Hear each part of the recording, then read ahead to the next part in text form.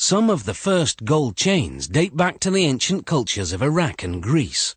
They were symbols of wealth, royalty, and the divine. Luckily for us, jewelers now make these personal treasures more affordable and more durable than ever. In this factory, all that glitters is gold. Pure gold is fairly soft and bright yellow, so it's common to create an alloy to strengthen it and alter its colour. Copper lends a reddish hue, and brass helps the alloy melt more quickly than gold and copper would alone. Depending on the ratio, adding these metals produces 14 or 18 karat gold. The mix is melted in a crucible at more than 1,000 degrees Celsius. Just 3 of these scoops are enough to make about 5,000 14 karat gold chains.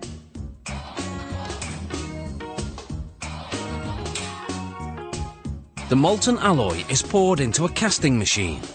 Water cools the metal to around 370 degrees Celsius, solidifying it. The metal passes through a round die, which shapes it into a golden rod that's nearly 2 meters long. After the rod is cut in half, it's passed through what's known as a breakdown mill. The machine reshapes the rod from circular to square, so it will be easier to stretch.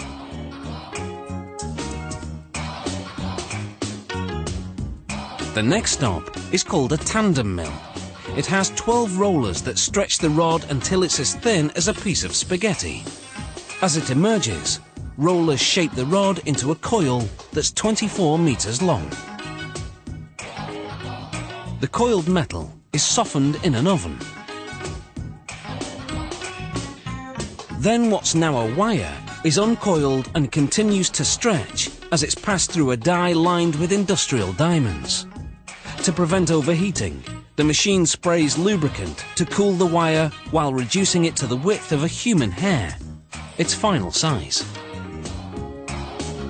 The wire then winds into a spool, almost 3 kilometers long. Next, 32 of the spools are unwound, and the wires are run through another oven which softens them further. Just in case you're thinking working here is a golden opportunity, you should know that security is very tight. Employees must pass through metal detectors before going home, and wearing jewellery to work is strictly forbidden. This machine makes what's called cable chain. It passes wire through a link and closes it to make another link. The machine makes 600 links per minute. Here, a random quality check is being carried out. This machine makes a Venetian-style chain. The wire passes through a channel, where mechanical jaws bend it over a die to make a link with the preceding segment.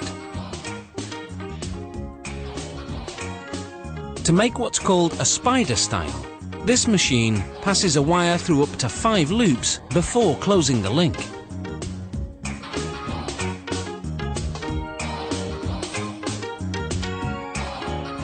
For a Figaro style chain, this machine makes 3 short links before a mechanical arm moves the chain to another area to add 1 longer link. The arm then moves it back to add 3 more short links.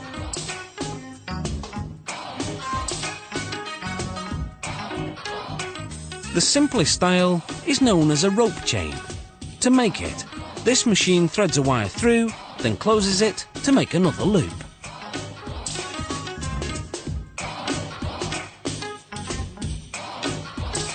The finished chains are coated with a lubricating powder that prevents the links from sticking to each other during the next step, when the chains are heated to 815 degrees Celsius. This activates a soldering agent, which was added to the metals earlier. It fuses the ends of the links to each other. This machine welds a link to a clasp on the chain. A tag indicating the gold quality goes onto the clasp. Finally, the chains go through 4 chemical baths, which clean them thoroughly. Then they're plated with a layer of 14 or 18 karat gold, which creates a more vibrant finish. After one last quality check, these chains are ready to dazzle their way to a neckline near you.